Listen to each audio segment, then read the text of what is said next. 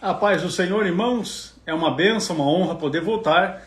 E nesta, a live de número 44, CFJP, os Jovens Pentecostais. Hoje, 13 de janeiro de 2021. Eu quero ler um texto bíblico que está no livro de Atos dos Apóstolos, capítulo de número 1. O apóstolo Paulo, aliás, é Lucas, não é? Lucas, ele escreve assim, ó, a partir do versículo 6. Aqueles, pois, que se haviam reunido, perguntaram-lhe, dizendo, Senhor, reino a Israel? E disse-lhes, não vos pertence saber os tempos ou as estações que o Pai estabeleceu pelo seu próprio poder, mas recebereis a virtude do Espírito Santo, que há de vir sobre vós, e ser-me-eis testemunhas tanto em Jerusalém, como em toda a Judéia e Samaria e até os confins da terra. E quando dizia isto, vendo-o eles, foi elevado a seus olhos, e estando com os olhos fitos no céu enquanto ele subia, eis que junto dele se puseram dois varões vestidos de branco, os quais lhes disseram, varões galileus, por que estáis olhando para o céu? Esse Jesus que dentre vós foi recebido em cima no céu há de vir, assim como para o céu o vistes ir. Então voltaram para Jerusalém, do monte chamado das Oliveiras, o qual está perto de Jerusalém, a distância do caminho de um sábado. E entrando subiram ao cenáculo, onde habitavam Pedro e Tiago, João e André, Felipe e Tomé, Bartolomeu e Mateus, Tiago, filho de Alfeu, Simão, o Zelote, e Judas, filho de Tiago. E esses perseveravam unânimes em oração e súplicas com as mulheres, e Maria, mãe de Jesus, e com os seus irmãos. Maravilha! Vamos fazer hoje aqui, e especialmente porque nós estamos nos preparando para uma aula de escola bíblica dominical que será uma bênção, quando o assunto que será tratado será o batismo com o Espírito Santo, e estamos envolvidos, né, neste trabalho, envolvidos neste propósito, e com isso, isso está muito para fortalecermos quanto mais e fundamentarmos as doutrinas pentecostais, e as nossas lives têm tido esse alvo, esse propósito, em responder às perguntas que os irmãos nos fazem, as dúvidas, né, que tem, para que a gente possa, além de estar fundamentando a nossa doutrina, também estar esclarecendo aí as dúvidas que os irmãos têm. Com isso, o pastor Ciro Sanches Ibordi é quem tem dado essa colaboração, essa participação, e nós vamos trazê-lo para que a gente possa, nessa oportunidade, já estar. Nós tivemos uma chuva bem forte aqui há pouco e eu verifiquei que o sinal da internet aqui ele está intermitente. Pai, senhor pastor Ciro, tá quente aqui, rapaz. Eu liguei o ar-condicionado, mas não tá dando conta. Tá quente, rapaz? Pois é. Aqui também. Tá. Aqui também tá bem quente. Maravilha. Mas estamos aí para suportar, né? Não tenha dúvida. Não tenha dúvida. E a gente vai perseverando. Eu vi que funcionou, fungou, mas não gelou. Então, vamos lá. Pois bem, meu pastor, conte as bênçãos, como foi essa semana, as atividades, enfim, os trabalhos. Estamos aí, né, com força total, dedicados, estamos trabalhando para o Senhor. A Bíblia diz, né, tudo que vier à tua mão para fazer, faze com as tuas forças. E a gente tem que aproveitar aí as oportunidades, não dá de uma forma, mas Deus abre outra porta e a gente vai avançando. Vai chegando. Dessa forma. Deus Vamos sempre chegando. nos surpreende, né? Nos abre portas. Deus abre porta onde não tem porta, né? Ele abre caminho onde não há caminho. Quando Moisés chegou lá diante do Mar Vermelho, não dava para ir adiante, não dava para voltar para trás. Para onde que ele iria? Aí ele clamou a Deus e o que aconteceu? Deus abriu o mar, né? Então, nós estamos aí, avançando. Maravilha. Desta forma. Meu pastor, nós temos hoje aqui diversas questões, algumas elas até estão ligadas entre si pelos temas, não é?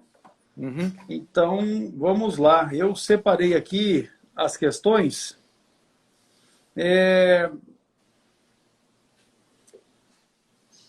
Gostaria de ver a opinião dos pastores a respeito dos usos e costumes, e também o uso de barba crescida, se é errado. Essa aí?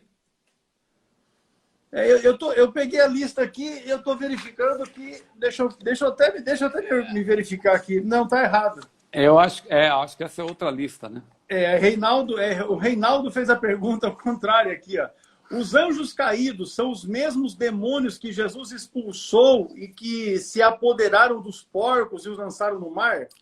Aí ele faz uma outra pergunta que também se complementa nessa. As legiões malignas de demônios são os mesmos anjos caídos? Então, uma coisa com a outra, elas estão ligadas, né? São duas perguntas que, na verdade, é uma só, né? Com certeza. A da barba seria mais fácil, né? Mas vamos... Então, eu peguei agora aqui, mas eu tirei a lista e, na verdade, essa lista vai entrar para as próximas semanas. Aí eu olhei e falei, pera lá, não é isso aqui. Não é isso aqui. Mas a Gabi, eu vi que ela está ali, ela vai fazer o seguinte, ela vai encaminhar o e-mail para a Eliane poder imprimir aqui e me entregar. Certo. Ela vai me ajudar nesse sentido aí. Eu estou aqui com a que o irmão me mandou, né? Então, a primeira é essa mesma aí dos anjos, né? Isso. Então, pastor Hermes, é importante aí essa questão, né, sobre os anjos caídos e demônios, que é um assunto bem difícil, porque a Bíblia, utilizando aí a linguagem muito comum no meio político, né? A Bíblia não fecha questão, né, sobre esse tema. Sobre a questão da origem. Claro que nós sabemos que a origem não pode ser determinadas origens que o pessoal diz por aí. Por exemplo, deixa eu citar aqui algumas teorias que são falsas porque se contrapõem à Bíblia, para a gente chegar numa resposta que é mais plausível biblicamente.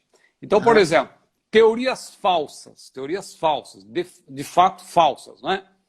Por exemplo, a teoria que diz que os demônios são espíritos desencarnados da era pré-adâmica.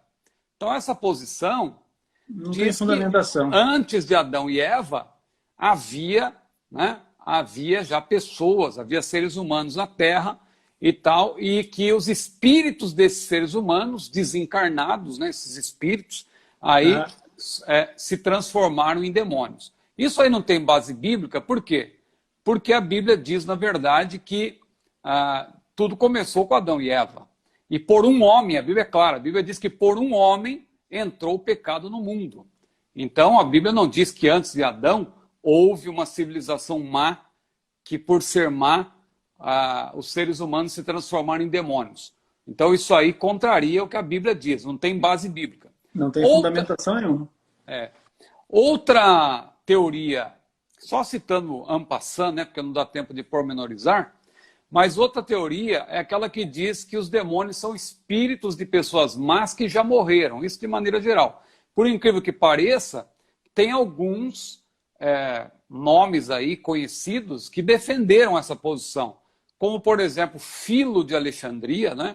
Se bem que Filo de Alexandria era muito dado à alegoria, né? Então ele alegorizava textos da palavra de Deus, ele é o pai aí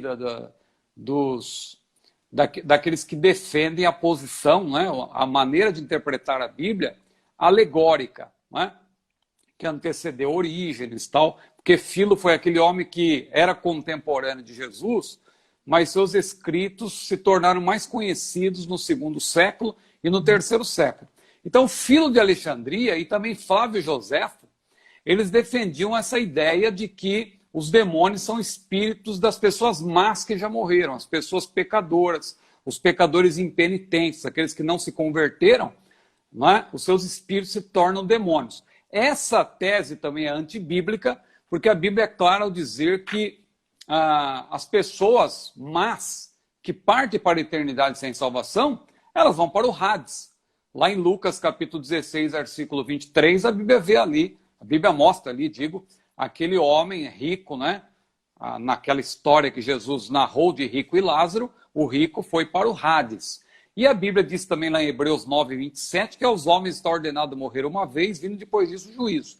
Então, isso aí, claro, essa tese é errônea, porque inclusive abre o precedente para o contato com os mortos, para que haja, né, o que é defendido aí pelas seitas ligadas ao espiritismo. Mas uma outra tese também, uma outra ideia errônea, e a última, não dá para citar todas, Mas a última errônea que eu quero citar é aquela que diz que os anjos, ou os demônios, não é? Os anjos, nesse caso os demônios, eles são provenientes daquela relação, daquela suposta relação sexual de anjos com mulheres, como está lá em Gênesis, no capítulo 6, versículo 4. Nós até respondemos uma pergunta aqui sobre isso, ali onde a Bíblia diz que os filhos de Deus, eles mantiveram relações sexuais com as filhas dos homens, né? E ali alguns teólogos defendem que aqueles filhos de Deus são anjos. Claro que isso não tem base bíblica, porque a palavra de Deus mostra que os anjos são seres limitados. Eles não têm essa permissão para criar DNA, esperma fértil, para gerar a vida. Não. Os anjos caídos, eles não têm, eles podem interagir com os seres humanos em determinado momento. Aliás, quando a Bíblia fala dos anjos de Deus interagindo com os seres humanos, lá em Gênesis 12 a 19, sempre por permissão de Deus, mas são anjos de Deus. Ali, os anjos caídos, que já seria uma contradição, porque eles são chamados filhos de Deus, como que seriam anjos caídos e chamados de filhos de Deus? Então, a tese ali mais clássica e conservadora é de que aqueles filhos de Deus eram, na verdade, a linhagem piedosa de Sete, né? Aqueles servos de Deus, da linhagem piedosa de Sete, que é mencionada em Gênesis 5, que, na verdade, se misturaram com as filhas dos homens, que eram da linhagem de Caim, ou seja, humanos com humanos se relacionando. Por quê? Essa tese aí de que os demônios são produtos de relação de anjos com mulheres, ela, claro, não tem base na palavra de Deus, porque Jesus também diz que os anjos nem seremos, né? Nós seremos como os anjos, que nem se casam, nem se dão em casamento, assim por diante. Pois bem, a Meg está se apresentando aí. Os cachorros estão aqui. As minhas eu tive que soltar, porque elas estavam fazendo um piseiro aqui também. A gente está fazendo aqui... Hoje está meio complicado aqui de controlar, porque tem uns vizinhos novos aí, e a movimentação grande, os cachorros ficam agitados. Uhum.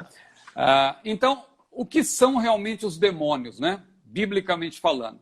Os demônios não têm outra explicação na Bíblia, a não ser que eles são anjos caídos. Mas eles seriam uma categoria específica de anjos caídos, né? Porque os demônios, eles podem incorporar pessoas. Eles não podem, claro, possuir pessoas no sentido de manter relações sexuais. Isso aí é um erro. Quem defende isso está equivocado. Os anjos não podem manter relações sexuais com as pessoas, né? Com as mulheres, por exemplo. Mas eles podem possuir, no sentido de dominar a vida da pessoa, dominar a mente, né? Mas os demônios, eles são anjos caídos. Mas é uma categoria. Veja, assim como também entre os anjos bons existem categorias diferentes, a Bíblia fala de querubins, a Bíblia fala de serafins, a Bíblia fala do arcanjo Miguel, a Bíblia fala de outros anjos, né? E sendo que Miguel, como arcanjo, ele seria um anjo chefe, por assim dizer, né? Por causa desse... Até esse categorização?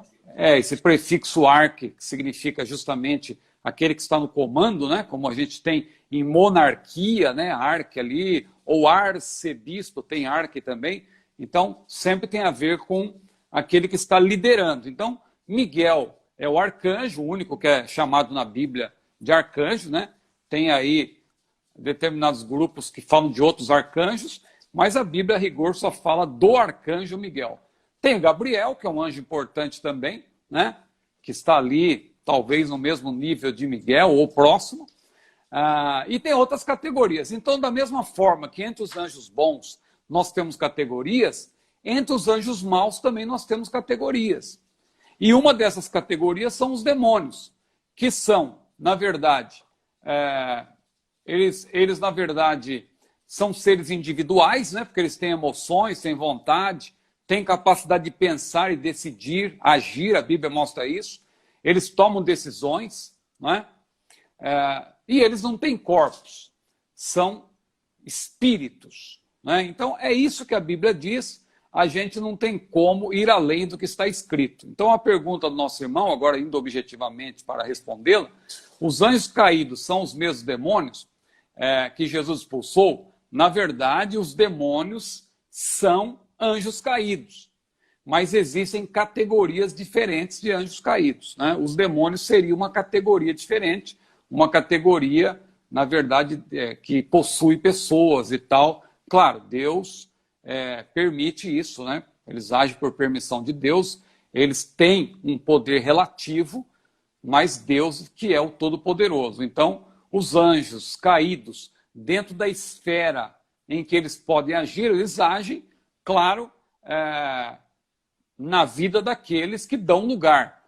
Por isso que a Bíblia diz, não deis lugar ao diabo. O servo de Deus, que é fiel, que é temente a Deus, claro, ele não é possuído por demônios. Ele pode ser influenciado, como Pedro foi influenciado, né?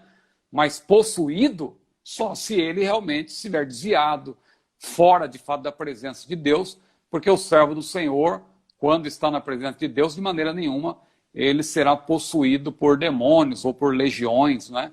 Então eu creio que é isso que nós podemos considerar aí sobre os questionamentos do nosso irmão. Maravilha, tá aí então a questão do pastor Reinaldo, ele é lá de Itapetininga. Karl Barth, é recomendado para nós arminianos? É a pergunta que fez o Samuel Ribeiro. Olha, Samuel Ribeiro. Aquele que é estudioso de escatologia, de teologia de maneira geral, né?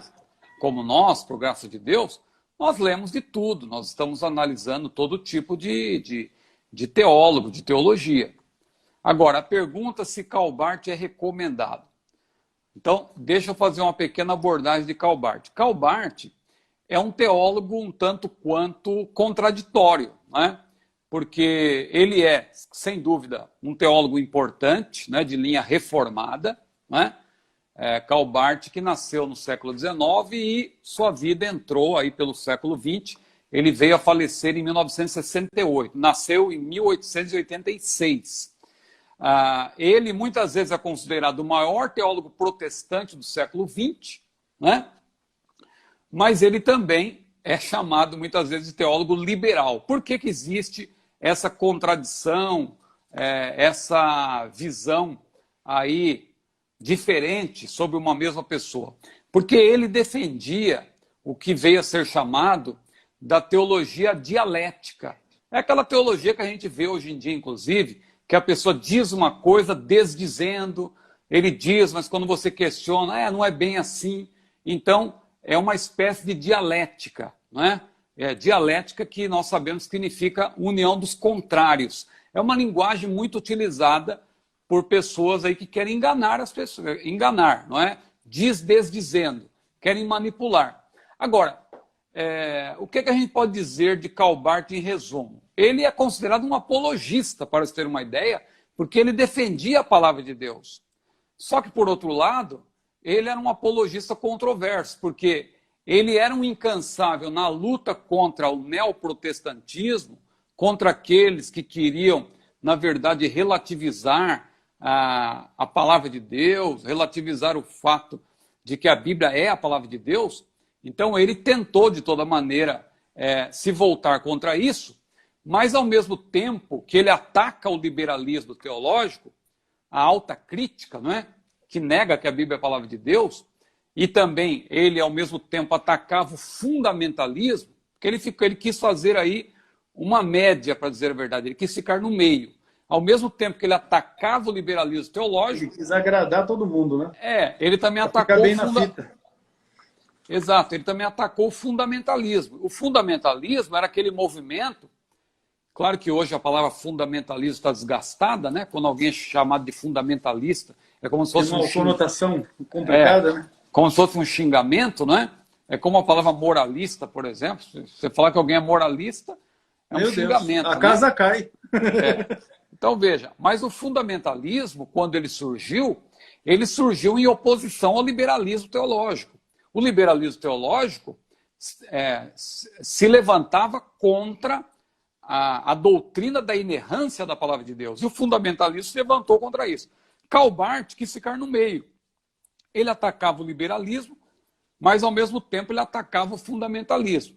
Acabou surgindo o que aí? A chamada neo-ortodoxia, porque nós defendemos a ortodoxia, nós defendemos que a Bíblia é a palavra de Deus. Agora, a neo-ortodoxia de Karl Barth, o que ela diz? Só resumindo, ele defende a Trindade, claro, ele defende a deidade de Jesus Cristo, ele defende a absoluta corrupção do homem, a justificação somente pela fé, até aí tudo bem. Mas ele, lamentavelmente, embora ele negasse, mas o herege nunca diz que é herege, né? O herege nega que ele é herege, mas as pessoas percebem que ele é herege, mas ele não vai assumir que é herege. Então, apesar de Karl Barth se posicionar como uma pessoa ortodoxa, ele acabou muitas vezes relativizando a suficiência das Escrituras, submetendo-a constantemente a própria experiência, né? Então, ele acabou querendo distinguir, como muitos estão fazendo hoje também, as Escrituras da palavra de Deus, dizendo que pode haver palavra de Deus fora da Escritura. Então, Karl Barth, claro, você que é estudioso e que gosta de estudar sobre os teólogos, ler Karl Barth é importante, né? Mas é bom que se saiba que Karl Barth, ele não chega a ser como Bultmann, né? Bultmann era teólogo liberal declarado. Ele defendia posições liberais claramente. O problema de Karl Barth é justamente esse, que ele apresenta um liberalismo teológico de maneira camuflada, né? Então as pessoas ficam em dúvida. Será que ele é? Será que ele não é? E esse é o problema. Ele acaba muitas vezes deixando as pessoas em dúvida com respeito à inerrância das Escrituras. Então essa é a crítica que eu faço de Karl Barth. Nosso irmão pergunta se ele é recomendado para nós arminianos.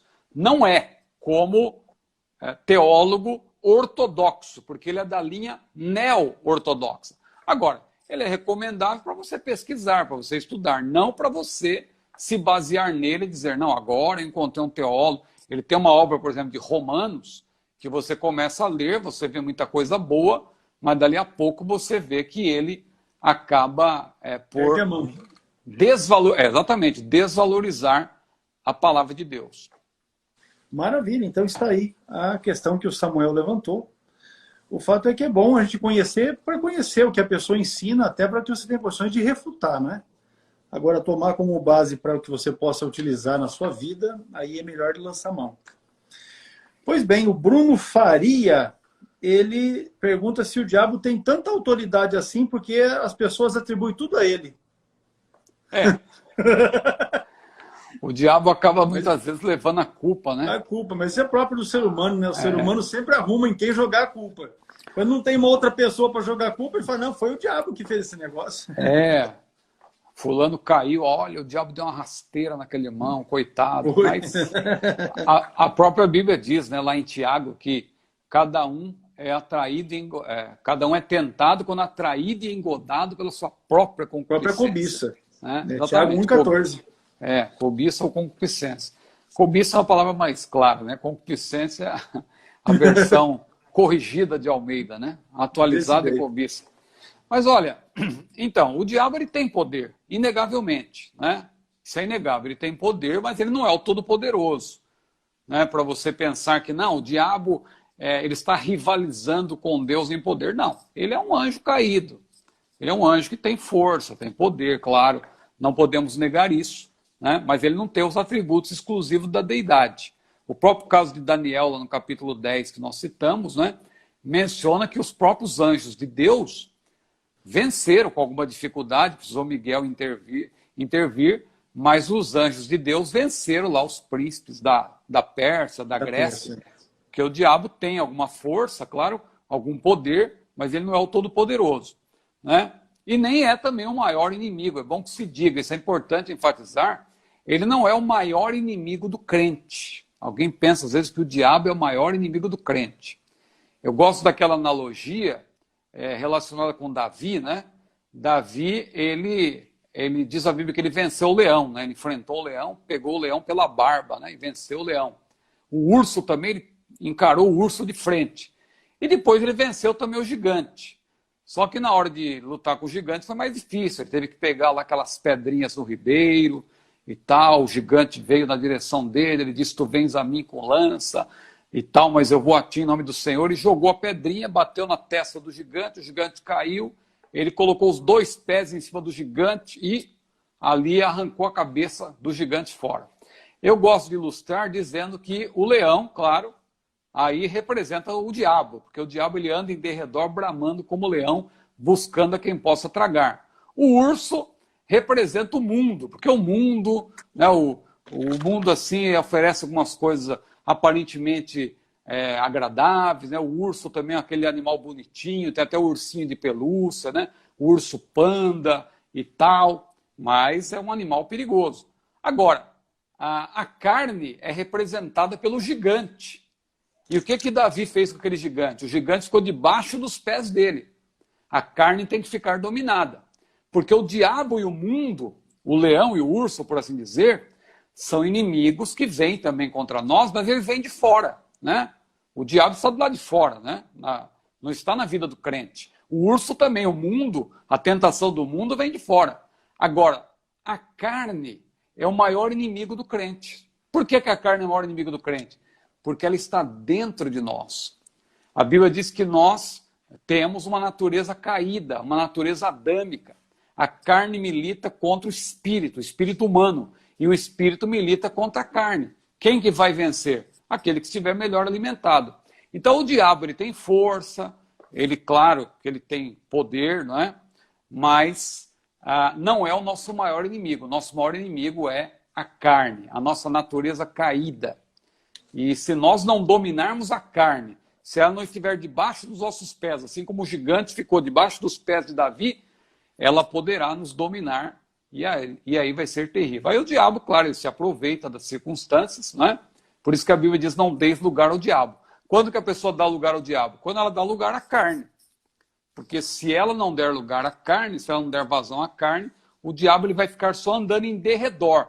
Porque o diabo está em derredor, bramando como leão, mas a Bíblia diz que o anjo do Senhor está ao redor, né? Os anjos do Senhor estão ao nosso redor. O diabo está em derredor, os anjos do Senhor estão ao redor, e mais do que tudo, mais importante, o Espírito Santo está em nós. Ele habita em nós, diz a Bíblia, e Jesus mesmo falou, não é?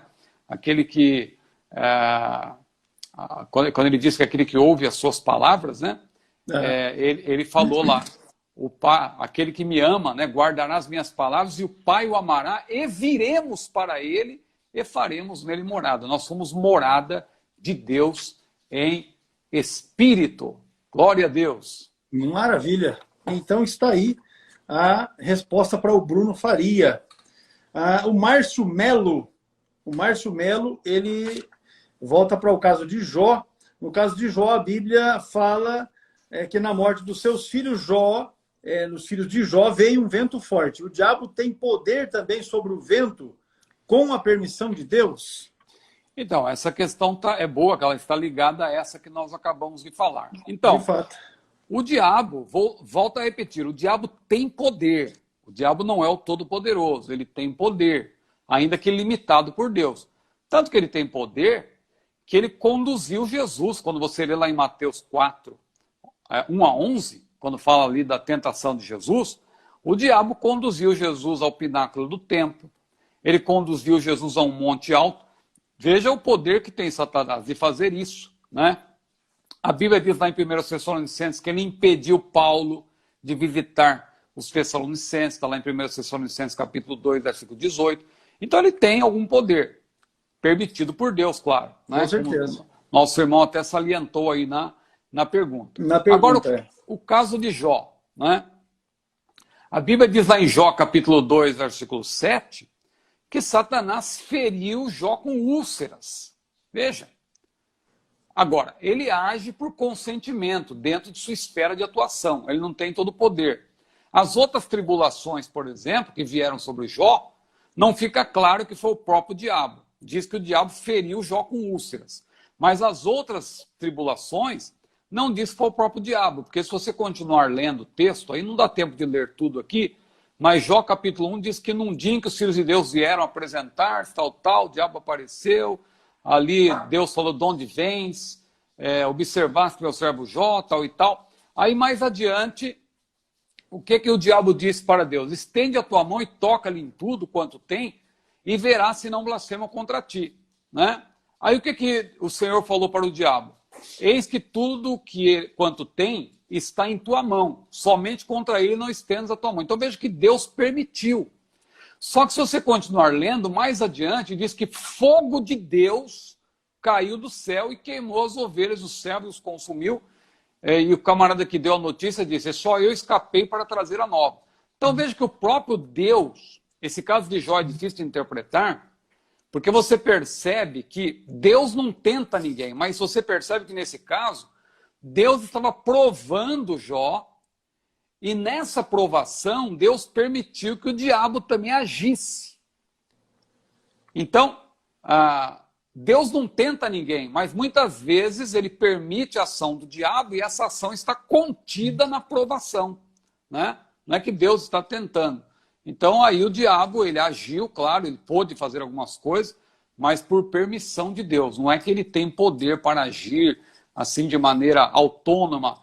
Eu vou fazer isso na vida de fulano. Quando faz, no caso de um servo de Deus, é porque Deus permite. No caso de uma pessoa que não teme a Deus, claro, aí o mundo está entregue, as pessoas estão entregues às suas paixões, mas mesmo assim o diabo, ele tem limitação. Porque imagina se o diabo não tivesse nenhuma limitação, ele já teria feito um estrago tão grande, muito grande nesse mundo. É o que ele vai poder fazer de uma maneira mais intensa no período tribulacional. Porque no período tribulacional, de acordo com 2 Tessalonicenses capítulo 2, o Espírito Santo vai tirar aquele poder que limita a ação do mal. E aí, a falsa trindade satânica, não é? O dragão, que é o diabo, o antideus, o anticristo e o falso profeta, que é o antiespírito, esses três vão formar uma tríade satânica e vão agir com maior liberdade no mundo. O diabo, que é o príncipe das potestades do ar, ou seja, o seu trono está nas regiões celestiais, a Bíblia diz na Apocalipse 12 que ele vai ser precipitado. Ou seja, ele vai poder agir de uma maneira, sabendo que tem pouco tempo, claro, mas ele vai poder agir com maior liberdade na terra no período tribulacional. Porque Deus também vai estar julgando os adoradores da besta. Então o próprio Deus vai derramar juízo sobre a terra e ele vai permitir também que o diabo haja com maior liberdade. Hoje ele age. Ele tem poder, mas o seu poder é limitado pela ação de Deus. Porque se Deus desse toda a liberdade para o diabo, ele faria um estrago muito maior. Então, o que ele faz, quando faz, é porque Deus permite. Maravilha. Está aí esclarecido, então, a questão. E foi levantado pelo Márcio Melo. O Gabriel Fraga, ele disse que está interessado em comprar um livro apócrifo. Aí ele pergunta se nós indicaríamos a Bíblia de Jerusalém ou box apócrifos. Olha, são duas boas opções, mas eu vou fazer uma outra recomendação. Eu recomendaria ao nosso irmão, já que ele está interessado no estudo dos apócrifos, eu recomendaria a Bíblia apologética de estudos com apócrifos, porque você tem a Bíblia apologética sem apócrifos. Mas a Bíblia apologética de estudos com apócrifos, ela é muito boa. É a mesma Bíblia, né?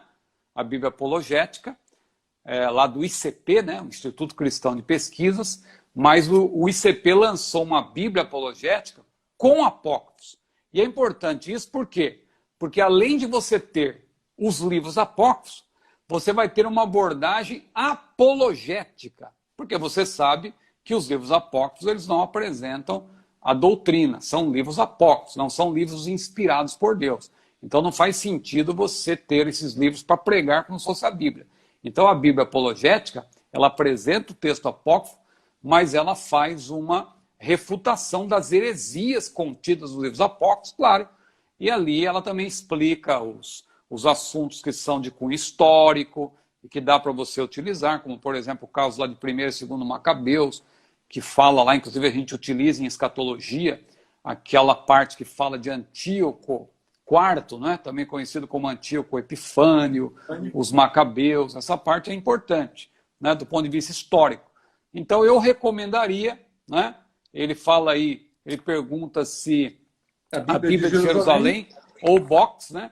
Mas eu sugeriria que ele adquirisse a Bíblia Apologética de Estudos, mas preste atenção, tem sem apócrifos e tem com apócrifos.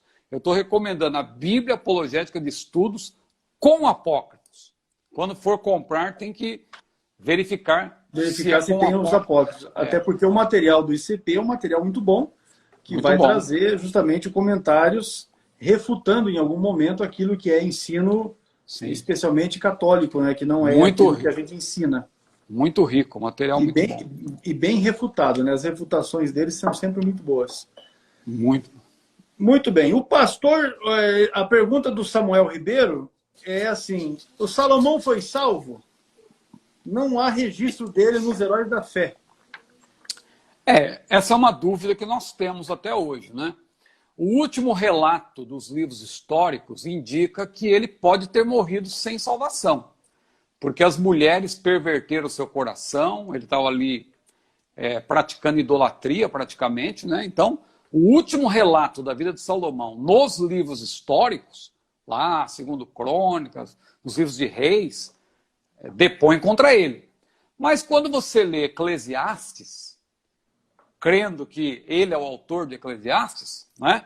Porque também há uma dúvida quanto a isso, mas se Salomão for de fato o autor de Eclesiastes, aí há evidências de que ele pode ter se arrependido e ter sido salvo, né?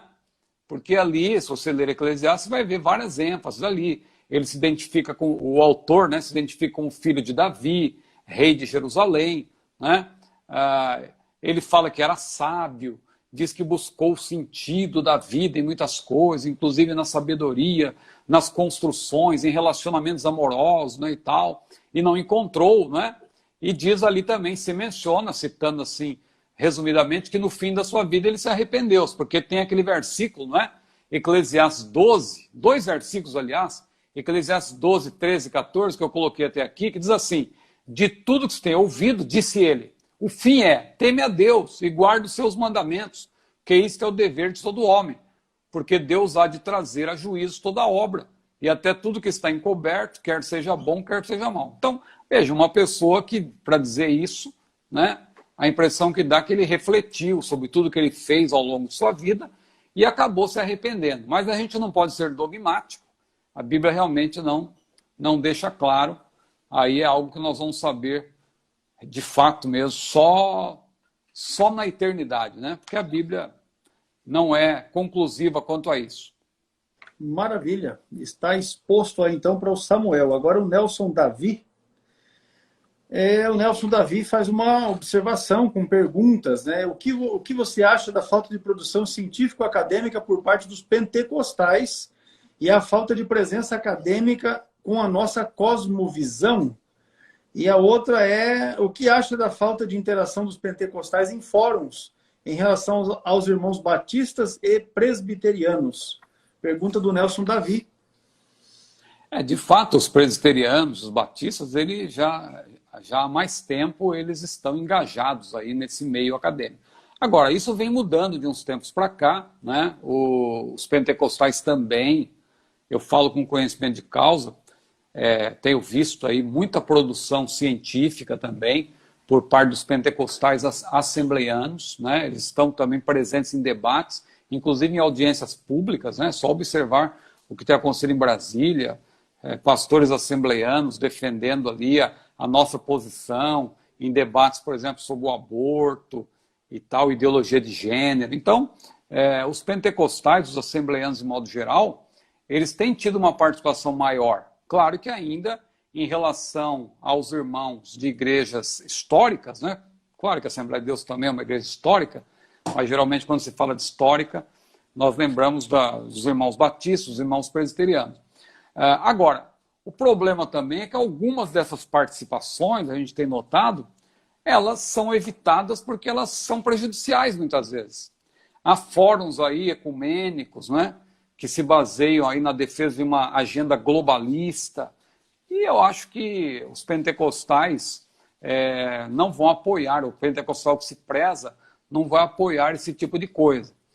Claro que também no que tange ao engajamento com irmãos de outras, aí de outras tradições, né, os presbiterianos, os batistas, a gente vê também, por outro lado, respondendo de maneira bem ampla, a gente vê também um pouco de preconceito em relação aos pentecostais. Eu vejo, às vezes, aí, em alguns debates, em lives, o pessoal se refere aos pentecostais sim, como se fossem inferiores. Ah, o irmãozinho pentecostal. Então, há presbiterianos e batistas que estão parados no tempo também. Estão achando que os pentecostais não estudam, que não tem avançado. Ora, no nosso meio a gente sabe, a gente muitas vezes não fica também alardeando, mas no nosso meio a gente tem também os nossos mestres, os nossos doutores, os nossos pós-doutores, né?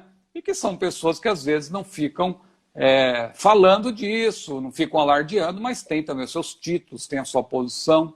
E então o que eu respondo para o nosso irmão é que isso de uns tempos para cá mudou bastante. Mudou bastante. Ainda, claro, estamos em déficit, vamos dizer assim, mas já estamos também avançando nessa área. De fato, a Assembleia de Deus tem tomado um rumo educacional mais acentuado de 25, 30 anos para cá, que bom, né? Se multiplicou as instituições de ensino e também os professores, né, professores de qualidade, que se propuseram, inclusive foram aceitos, porque você falar de questão de estudo teológico há 30 e poucos anos atrás dentro da Assembleia de Deus era quase um crime. Então isso também mudou, né, se acentuou e a coisa tem se transformado nesse sentido.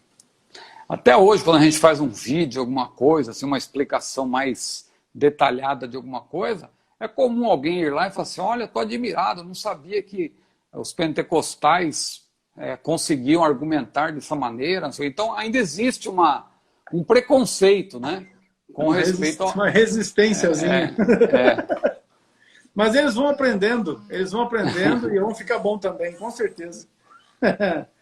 Pois vamos lá, o Júnior Carvalho está aí. O Júnior Carvalho está com a gente aí e a pergunta dele é: os céus de Deus está acima do terceiro céu? Os céus de Deus, acho que ele se refere aos céus dos céus, né? Que é uma expressão bíblica. Sem dúvida, porque a Bíblia menciona o paraíso, que Paulo esteve lá, né? Ele foi arrebatado até o terceiro céu, que ele chama de paraíso.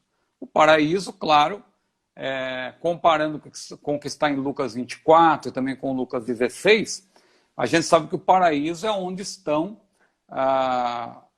está a parte imaterial dos servos de Deus, conforme Apocalipse 6, 9 e 10, e ali diz que eles estão embaixo do altar de Deus. Então, se estão embaixo, Deus está acima.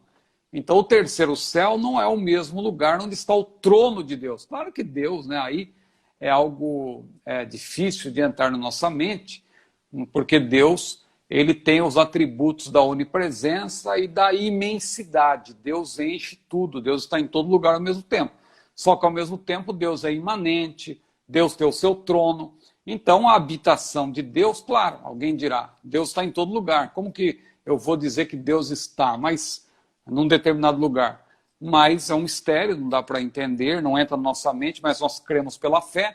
Agora, definindo teologicamente, claro, o terceiro céu, o paraíso, não é o céu dos céus, que está acima, né? Claro que a gente sabe que tem primeiro e segundo céu, porque tem o terceiro. Então, eu acredito que nós estamos no primeiro céu, né? A Terra está suspensa, aí o universo e tal, esse céu visível é o primeiro céu. Aí tem um segundo céu, que eu acredito que é onde está a habitação de Satanás, né, as regiões celestiais, ele é o príncipe das potestades do ar, e aí já passa para o lado de lá, aí a gente já tem o terceiro céu, né? Mas isso aí nós só vamos entender perfeitamente, claro, quando estivermos numa outra dimensão. Hoje, nós conhecemos apenas em parte, como diz a Bíblia, mas em breve, quando o Senhor nos levar para a glória, aí já vamos ser transformados, glorificados e também teremos uma compreensão mais ampla de todas as coisas. Maravilha, eu separei o texto do Salmo 139, versículo 7 pelo menos até o 12, não é? Que fala a respeito da onipresença, da onipotência de Deus. o salmista fala, para onde irei eu da tua presença? Porque onde quer que eu vá, ali o Senhor também está. Então é isso aí. É verdade. Vamos Se eu lá. subir ao céu, né? Ele coloca aqui, ó, para Se eu onde irei eu do descer... teu espírito, ou para onde fugirei eu da tua face? Se subir ao céu, tu aí estás. Se fizer no Sheol a minha cama, eis que tu ali estás também. Se tomar as asas da alva e se habitar nas extremidades do mar, até ali a tua mão me guiará e a tua destra me susterá. Se disser, de certo que as trevas me encobrirão, então a noite será luz à roda de mim. Nem ainda as trevas me escondem de ti. Mas a noite resplandece como o dia, as trevas e a luz são para ti a mesma coisa. Rapaz, Deus é maravilhoso. Tremendo. O Samuel Ribeiro, ele pergunta algo que certamente é dúvida de muita gente. Nós já falamos a respeito disso em outras lives, não é? Mas a pergunta dele é, o que é o Leviatã? O Leviatã, ele é descrito na Bíblia de maneira literal e também representando algo, né? Figurativamente. Então, literalmente, como está lá no livro de Jó, embora Jó utilize uma linguagem poética, mas para descrever um animal que realmente existia, o Leviatã era um animal de grande porte, que certamente foi extinto. A versão atualizada de Almeida utiliza crocodilo, mas isso aí foi apenas uma tentativa de querer aproximar, né, do sentido apresentar original. Um ser que pudesse representar o que era de fato o Leviatã. Mas não é, pela descrição não era um crocodilo, né? Se fosse, poderia ser parecido com um crocodilo, mas de dimensões muito maiores, né? E também muito mais forte. E então era um animal realmente de grande porte, um super crocodilo, por assim dizer, não é? E então ele aparece textualmente em 4 passagens, na verdade, né? No Antigo Testamento. Em Jó 41 é literal, ali a Bíblia fala realmente de um crocodilo não, de um animal que é tido como crocodilo, mas não é a rigor um crocodilo. No Salmo 74, versículo 14 também, literal, Salmo 104, versículo 26. Literal, embora descrito em Jó de maneira poética. Inclusive tem aquele texto que diz, perante ele até a tristeza salta de prazer, lá em Jó 41, que alguns pregadores acham que a turma distorce o texto, né? Ali fala do Leviatã. Agora, em Isaías 27, ali sim é uma menção simbólica. Ali não está falando do animal. Ali, inclusive, Stanley Horton, no seu comentário bíblico de Isaías, né, ele diz que o Leviatã ali simboliza os principais inimigos de Deus e do seu povo, que naquele caso, no contexto, era Síria, Babilônia e Egito, né? Por trás de quem, claro, está o próprio Satanás. Então ali ele fala da serpente veloz, que parece ser uma referência à Síria, né, nas margens do rio Tigre. A serpente tortuosa, né, parece referir-se à Babilônia no rio Eufrates. E o dragão, que parece estar associado ao Egito. E ali então ele utiliza também o termo Leviatã de maneira figurada. Então, irmão Samuel Ribeiro, o Leviatã era um animal de grande porte que existia realmente nos tempos bíblicos, certamente foi extinto, não é? E apenas em Isaías 27 ele é apresentado de maneira simbólica, representando os inimigos de Israel. Em Jó e em Salmos, a menção é literal, a menção realmente a esse animal de grande porte que Jó, utilizando uma linguagem poética, né, fala ali desse animal forte, né, que o seu hálito ali, utilizando a linguagem poética, diz que acendia os carvões, né? Então pense naquele animal. O pessoal às vezes fala que é um dragão, né? Que o dragão claro que fogo e tal, mas claro que aí já é mitológico, né? De fato. Mas o hálito, Jó 41:1, Salmo 74, verso 14, Salmo 104, versículo 26. Isso mesmo. As referências aí para que os irmãos... Isso onde está de forma literal, ainda que Jó poético, e o texto de Isaías que é, na verdade, simbólico. Uma figura. É simbólico. Isaías 27. Pois bem. Meu pastor, então vamos lá. O pastor Antônio da Silva Freitas, ele pergunta se Deus está no céu ou se o céu está nele, sendo ele maior do que todas as coisas. Eu justamente a questão da imensidão de Deus, né? Eu acho que eu já acabei falando alguma coisa. Porque Deus tem os atributos da onipresença e da imensidade. Pela onipresença, ele está presente onde há pessoas. E pela imensidade, ele está presente em todo lugar, né? Pela imensidade, ele está presente até no inferno, né? Ele preenche ele está em todo lugar ao mesmo tempo, né? Pela imensidade de Deus. Agora, Deus também é imanente, ou seja, ao mesmo tempo que ele está em toda parte, ele também está sentado em seu trono, e mais que isso, ele habita o nosso coração, né? Jesus falou, eu falei aqui do versículo de João capítulo 14, versículo 23, se alguém me ama, guardará a minha palavra, e o Pai o amará, e viremos para ele, e faremos nele morada. Então veja, Deus, ao mesmo tempo que ele está no seu trono, e ele está em todo lugar, ele também está em nosso coração. Então, em palavras simples, respondendo aí a pergunta do nosso irmão, que é uma pergunta aí um tanto quanto filosófica, não é? Mas respondendo ao nosso irmão, nosso Deus ele é tão grande, sua grandeza é inescrutável, diz lá o Salmo 145, que ele enche os céus, mas ele também, apesar de ser tão grande, ele habita nosso coração, né? Ele é o Todo-Poderoso, mas ele comunica os seus atributos. Ele é bom, mas comunica bondade, né? Ele é amor, mas comunica o seu amor. Tanto que lá em 2 Pedro, capítulo 1, versículos 4 a 9, ali a Bíblia diz que nós devemos ser participantes da natureza divina. Muita gente não entende essa passagem. Acha que nós podemos ser pequenos deuses andando na terra, né? Aquela conversa de que, filho de Deus, Deusinho é. Cuidado. Cuidado com isso. Eu vi esse negócio quando eu era novo convertido, bem novo, eu tinha 2 para 3 meses de crente. Eu participei de um encontro da Adonep, no Rio de Janeiro, no Rio Centro, e um pregador por nome Átila Brandão, pregando, levando a multidão à histeria. Ele disse: quem é nascido de elefante é elefante, quem é nascido de macaco é macaco, e quem é nascido de Deus é Deus. Aí, quando acabou a prédica dele, um grupo de pastores aqui da nossa região, que estávamos na mesma caravana, cercou ele, para que ele, na mensagem que ele pregaria num outro período do mesmo dia, que ele corrigisse.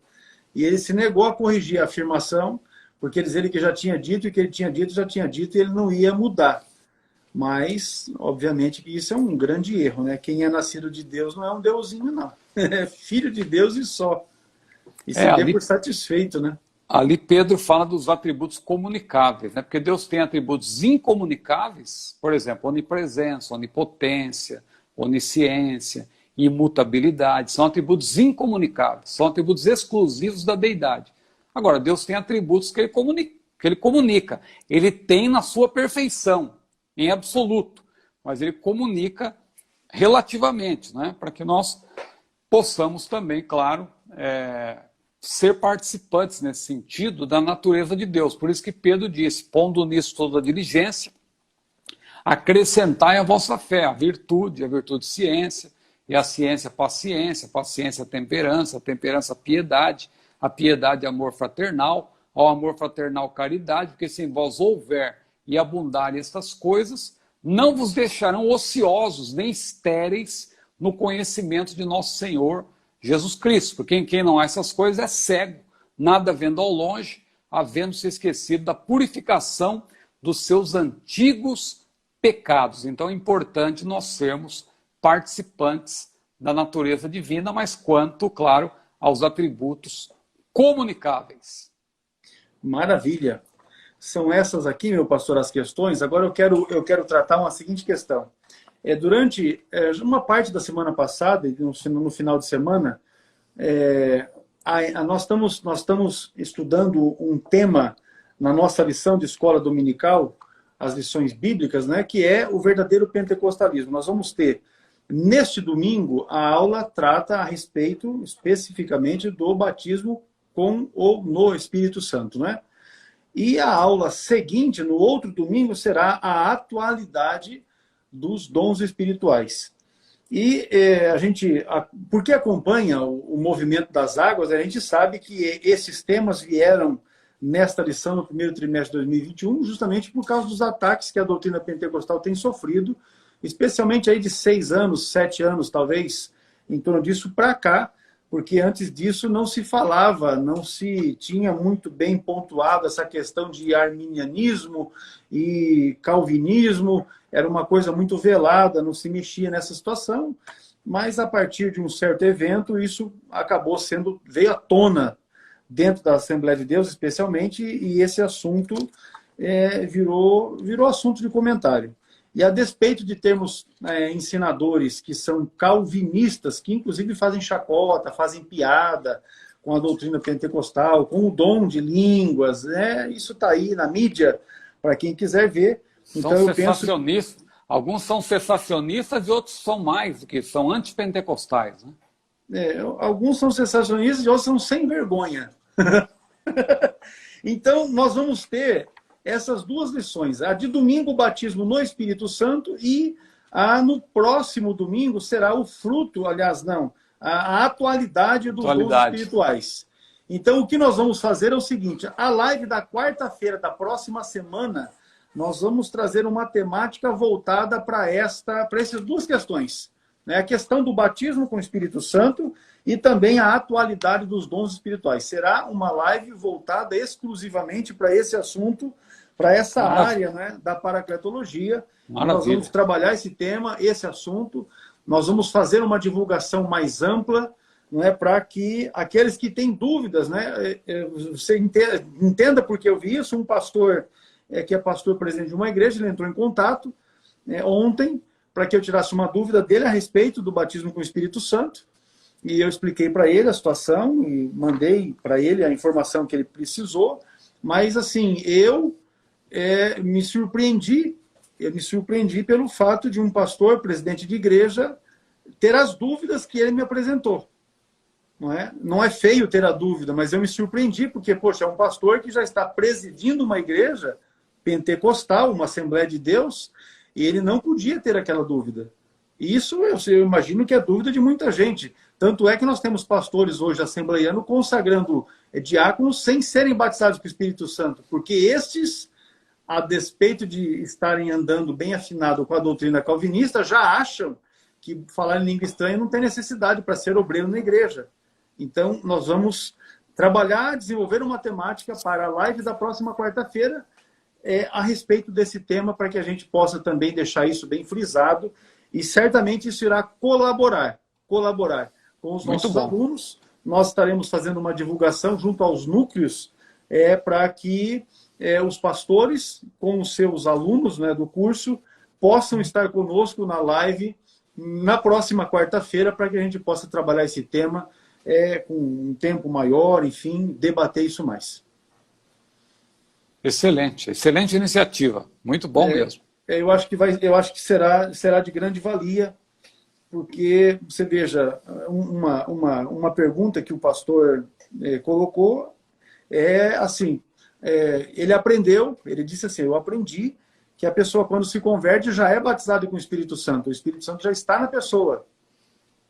Aí eu expliquei para ele que uma coisa é uma coisa e a outra coisa é outra coisa. O batismo com o Espírito Santo é o revestimento, então dei toda a noção para ele. E aí ele, então agradeceu e tal. Mas eu fiquei pensando, eu falei, rapaz, um pastor pentecostal, vamos dizer assim, não pode mais, depois de ser presidente de igreja, chegar ao ponto de ter essa dúvida. Porque imagina o que ele está ensinando no dia a dia para a igreja dele, para os obreiros, para o povo, Ele está confundindo o batismo do Espírito com o batismo no Espírito. Isso aí. Porque muda o agente, O batismo do Espírito, o agente é o Espírito. Agora, o batismo no Espírito, o agente é o Senhor Jesus que batiza no Espírito. É isso aí. Então, eu expliquei essa questão para ele, mas aí eu penso que nós vamos desenvolver essa temática porque ele teve coragem de ligar e perguntar. Mas nós temos uma quantidade de pastores hoje, nossos, assembleianos, que estão com essa dúvida e, inclusive, vão dar aula de escola dominical no domingo e tem a dúvida. Então, nós vamos trabalhar esse tema para deixar isso de forma mais clara, uma forma bem objetiva, de fácil compreensão, para cooperar com o crescimento dos nossos amados irmãos, dos pastores, da nossa liderança, porque certamente há meios de nós contribuirmos com isso. Ficamos felizes pelo desejo do pastor estar aprendendo. Ele também é aluno da escola e eu fiquei satisfeito em poder, nós ficamos conversando quase 30 minutos a respeito do tema. É uma bênção a gente poder dar essa contribuição. Então nós vamos fazer isso através da live, porque outros tantos poderão ser edificados também por meio disso. Lembrando aqui que se você que está aqui na live ou depois vai assistir pelo nosso canal no YouTube ou ainda pelo GTV, se você deseja ser aluno do curso, você pode se inscrever no nosso perfil no Instagram, que é o CETADB, ou ainda na nossa conta, né, lá no YouTube também tem os nossos contatos para que você possa se inscrever, ser aluno do CETADB ou ainda abrir um núcleo do curso teológico. Pastor Ciro, as suas considerações finais e nós já estaremos encerrando a nossa live de número 44. Você vê como é que passa rápido o tempo, né? Eu não tenho aqui, meu pastor, a anotação, mas você tem lá. Quantas são as perguntas? 200 e tal. A última que respondemos agora foi do irmão Freitas, né? Foi a 257.